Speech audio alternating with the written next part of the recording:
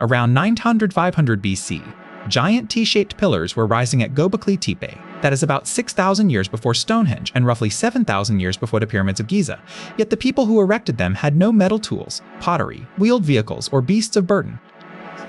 We tend to think monumental structures could only be built after the rise of agriculture, crowded cities, and centralized government. Yet the hunter-gatherers of Göbekli Tepe placed stones up to 5 meters tall and weighing around 20 tons at the center of carefully planned rings. But that is not quite true. These communities were not completely unfamiliar with agriculture. They gathered wild grains intensively, ground them, and may have been moving toward cultivation. Half-finished pillars in the quarries also show that the blocks were carved with flint and separated from the bedrock. So, how were these giant blocks moved across the hilltop? What brought hundreds of people together, and how were they fed? Feasts, communal hunts, and intensive grain processing offer clues, but the exact model of organization remains unknown. Göbekli Tepe stands in the Jurmish Mountains northeast of Şanlıurfa, at an elevation of about 770 meters. Was this location chosen by chance? The hill is a natural vantage point with a sweeping view over the Harran Plain to the south. The excavated area visible today is only a small window into the entire settlement. The mound of Göbekli Tepe covers about 9 hectares. In other words, a much larger archaeological site lies underground than the monumental structures visitors can see. Geophysical surveys have identified traces of at least 20 large circular or oval structures within the mound. Most have yet to be excavated. As a result, interpretations of Göbekli Tepe are based on only a limited part of the layout still waiting underground. In the excavated areas, the structures do not follow a single layout. Circular and oval plans changed over time, and new spaces were built over some earlier ones. This layering shows that the hill was not a one-time gathering place, but a center used for generations. The commanding view over the Harran Plain must have allowed approaching groups to spot the hill from a distance, but there is no proof that its elevated position served defense, ceremonial visibility, or regional gatherings. The meaning of the landscape remains debated. The choice of the hill offered another advantage. The building material lay directly beneath their feet. The natural limestone plateau served as a quarry for wall stones and pillars, removing the need to transport them from a distant source. Half-finished blocks in the bedrock still reveal the points where the stone was quarried. These traces confirm that production took place around the hill, but they do not explain exactly which routes were used to haul the blocks from the quarries to the building sites. This brings us to the site's first mystery. A sweeping view of the plain, a vast network of subterranean structures, and nearby stone quarries all came together on the same hill. But how was this natural advantage transformed by human labor into a monumental construction site? Construction at Göbekli Tepe did not belong to a single moment, but spanned a long period from roughly 900 500 900 900 500 or 275 BC. This time frame shows that successive generations reshaped the same hill and maintained its monumental tradition for centuries. Enclosure C, one of the largest excavated examples, covers an area of roughly 30 by 25 meters. When its surrounding walls and central section are considered together, its scale reveals a monumental layout capable of accommodating large communities, rather than a small shelter. The preserved walls of Enclosure C reach a height of 3–5 meters in some places. What we see today, moreover, is only what remains standing after erosion and collapse. The structure's original interior must therefore have looked far more impressive than the open-air ruins we see today. The central pillars and those set along the walls differ not only in size, their positions also create a hierarchy. While the surrounding stones face inward, the two central pillars stand opposite each other. The entire space thus draws the eye toward the giant pair at its center. These central stones are not ordinary pillars. The relief-carved arms along their sides, the hands meeting in front, and the details of belts and loincloths suggest that the T-shape represents a stylized human body. Yet why their faces were never carved remains unknown. In 2020, GAS, EBG Hakle, and AV Gover conducted a geometric study of the centers of enclosures B, C, and D. They argued that the three central points form an approximately equilateral triangle. If this interpretation is correct, the enclosures were not independent, but parts of a unified, pre-planned design. The concentric wall arrangement in Enclosure C shows that the monument was not completed and abandoned in a single phase. Walls were rebuilt, the space was narrowed, and the pillars were repositioned during successive stages. Construction was less a brief mobilization than a project lasting for generations. What emerges is an architectural world that was not only vast, but carefully controlled, directed sightlines, rebuilt walls, and human-shaped stones. The central question now changes: who was allowed to enter these impressive interiors, and whom did the silent figures at their centers represent? This carefully organized architecture also remained hidden in plain sight from modern researchers for a long time. Göbekli Tepe was recorded in 1963 during a joint survey by Istanbul and Chicago universities. Yet it was not the pillars that brought it to their attention, but the flint scattered across the surface. The 1963 team saw the concentration of stone tools on the hill as evidence of prehistoric human activity. Even so, the large pieces of limestone visible on the surface were not recognized as the remains of monumental architecture. The true scale of the site, therefore, remained invisible within the research records. The clue that changed this blind spot came from another excavation. Klaus Schmidt had previously worked at Immanuelle. The T-shaped pillars he encountered there provided the comparative key that allowed him to take a fresh look at the limestone pieces on the surface of Göbekli Tepe. In 1994, Schmidt, Murat Akman, and Michael Morsch examined the hill together. They realized that the large limestone pieces were not natural outcrops, but shared the same visual language as the pillars at Immanuelle. In an instant, the meaning of the earlier record changed completely. But this was not the first discovery of a hill that no one knew about. The people of nearby Arenchi were already familiar with the site.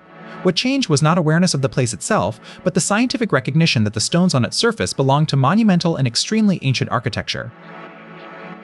The story that a shepherd discovered it by chance, therefore reduces a complex process to a single moment involving one person. In reality, local knowledge, the academic record from 1963, and comparative archaeology in 1994 all complemented one another. The discovery was not a single event, but a gradual process of recognition. Excavation was the only way to test the suspicion. When systematic work began in 1995, carefully arranged walls and T-shaped pillars emerged beneath the scattered limestone pieces on the surface. A location that had been on record for more than 30 years was thus transformed into one of archaeology's most remarkable sites. The most surprising part of the discovery story is the delay.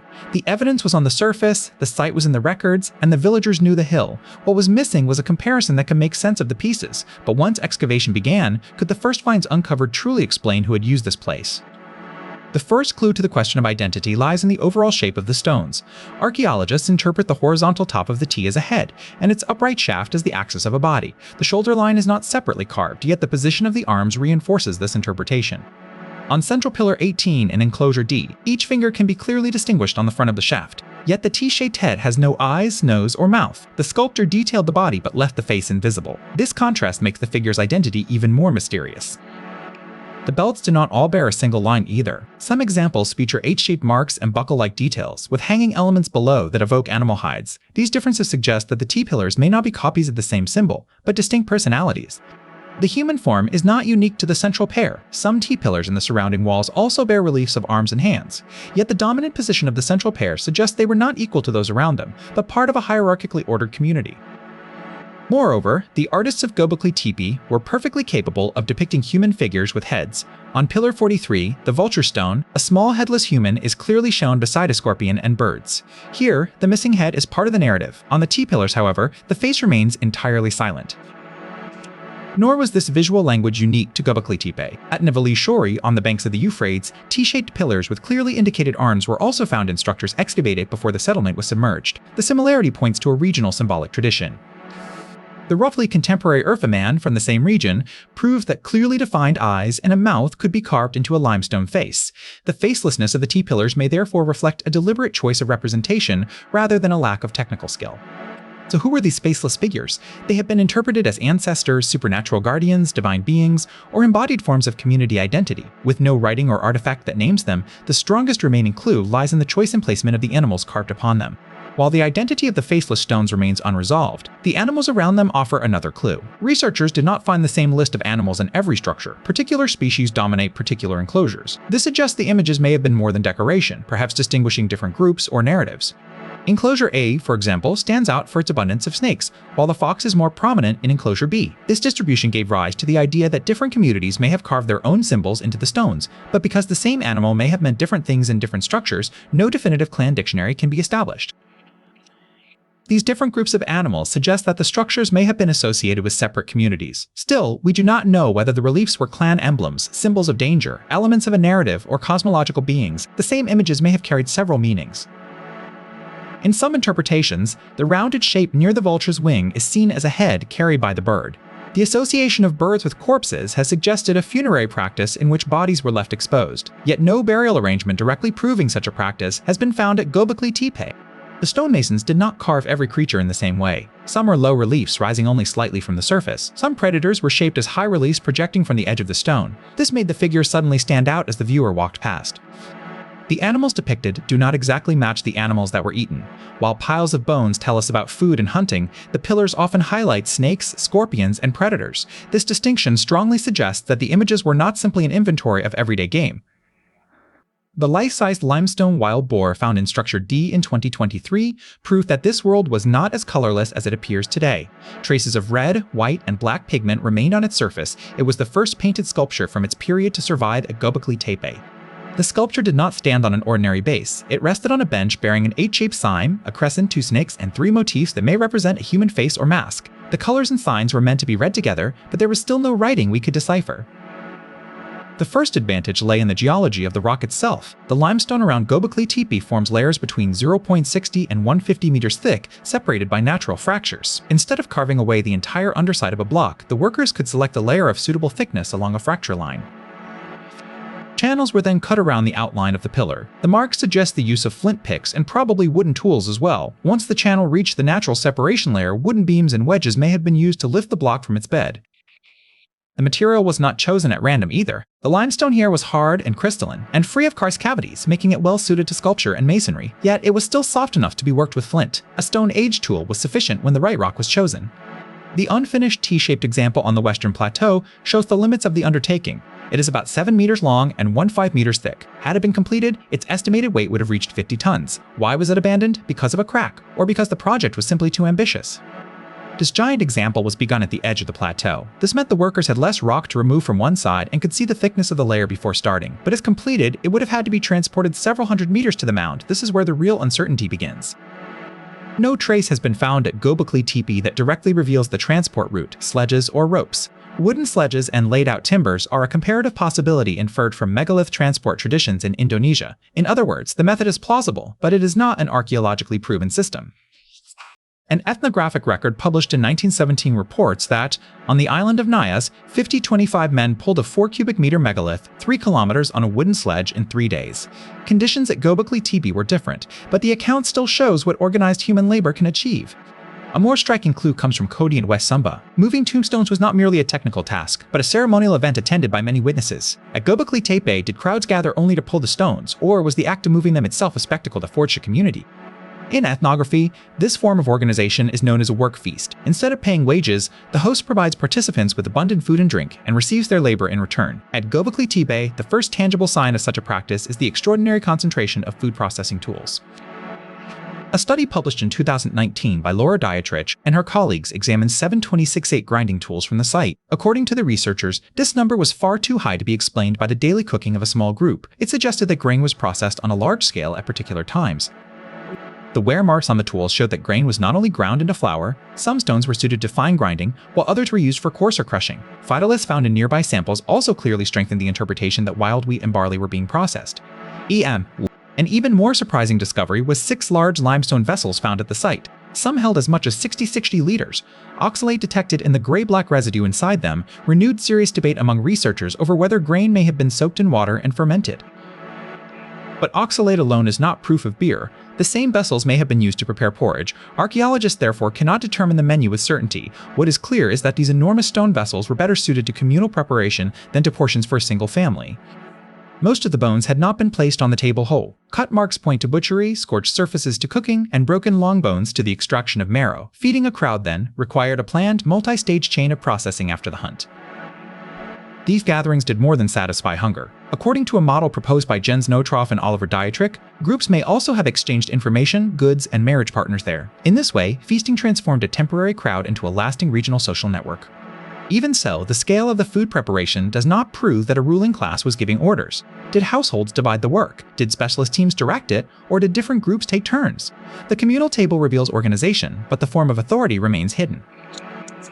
The first temple interpretation did not arise from monumental scale alone. Klaus Schmidt considered it significant that no clear hearths, storage areas, or traces of daily life were initially found around the large circular structures. But can absence really be evidence of function? In 2011, archaeologist Edward Banning directly challenged this conclusion. He showed that homes in the pre-pottery Neolithic could also contain symbolic decoration, special burials, and communal ceremonies. In his view, the boundary between sacred building and house had been assumed from the outset. One detail Banning highlighted was the stone benches running along the bases of the walls. They may have seated people attending ceremonies, but they could also have served as surfaces for sitting, working, and sleeping. The same architectural feature may have supported very different social activities. Moreover, the word house here does not necessarily mean a dwelling for a nuclear family. It could have been the shared home of a large kinship group, a center where food was prepared, guests were received, ancestors were remembered, and decisions were made. Which category should such a building belong to? Channels carved into the bedrock around the hill, along with cistern-like pits, also broaden the debate. If they were used to collect rainwater, they may have allowed crowds to remain there not only during brief ceremonies, but throughout longer periods of work and gathering. Their dates, however, remain uncertain. A building's function may not have remained fixed over time either. It may first have served as a meeting house for a particular group, then been transformed through repairs and new walls, and later reserved for special commemorative events. Archaeology can mistake traces of the final use for the building's entire history. Sionu and Nevalashuri offer important comparisons. At these settlements, special buildings distinct from ordinary homes stood within the fabric of the village. In other words, ceremonial architecture did not have to be an independent temple removed from daily life. It could occupy the very center of the community. The answer, then, does not lie in attaching a single label to a building, but in examining hearts, storage, refuse, repairs, and patterns of access together at every stage. The real mystery is this: were the sacred and the everyday truly separate at Göbekli Tepe, or were they functions performed under the same roof? To date, no complete human grave has been identified at Göbekli Tepe, yet fragmented human bones have been found in the fills of structures and in adjacent areas. This has raised the possibility that the bones were circulated rather than simply buried.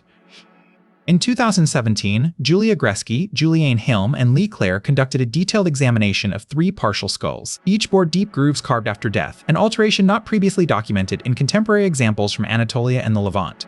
Microscopic traces showed that the grooves were not made with a single blow, but by repeatedly drawing a flint edge across the bone. The bone was still flexible when it was cut, suggesting that the procedure took place not long after death. A hole had also been drilled into the crown of one of the skulls. Researchers suggested that the grooves and hole may have secured a cord used to hang the skull, but since no trace of cord was found, this striking form of display remained only a possibility.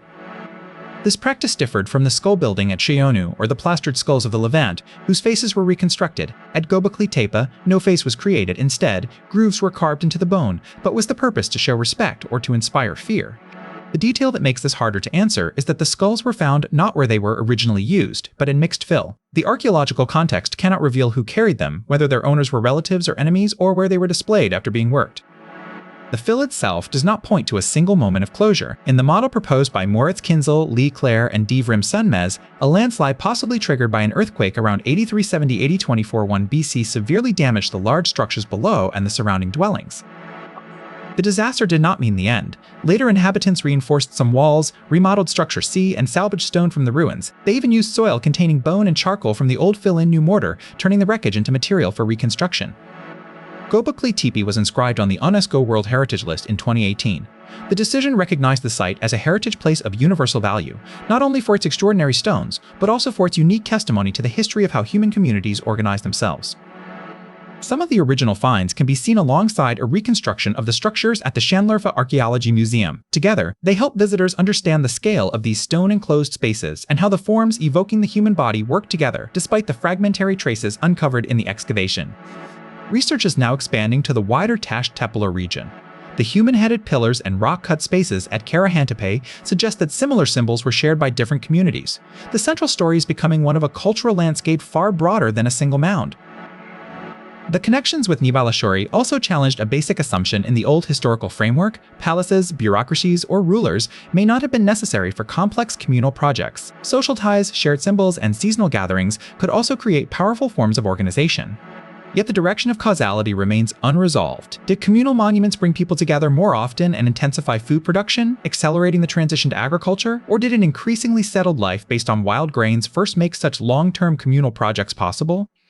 Until a definitive answer is found, this question remains Göbekli Tepe's most striking legacy. Were the great transformations in human history driven solely by ways of obtaining food? Or could shared belief, gathering, and building together also have given rise to a new way of life?